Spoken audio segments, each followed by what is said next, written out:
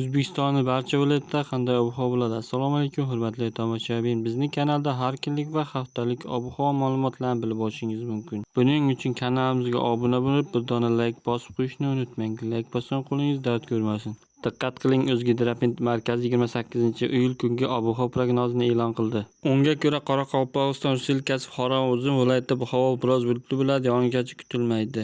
Harorat kechasi 20-25 daraja, kunduzi 37-42 daraja bo'ladi. Buxoro va Navoiy viloyatida havo biroz bulutli bo'ladi, yog'ingarchilik kutilmaydi. Harorat kechasi 22-27 daraja, kunduzi 37-42 daraja bo'ladi.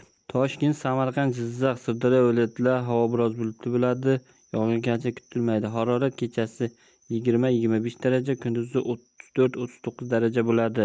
Qashqadaryo va Surxondaryo viloyatida havo biroz bulutli bo'ladi, yog'ingarchilik kutilmaydi.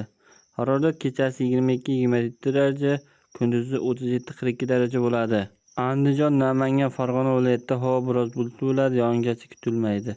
Harorat kechasi 20-25 daraja, kunduzi 34-39 daraja bo'ladi.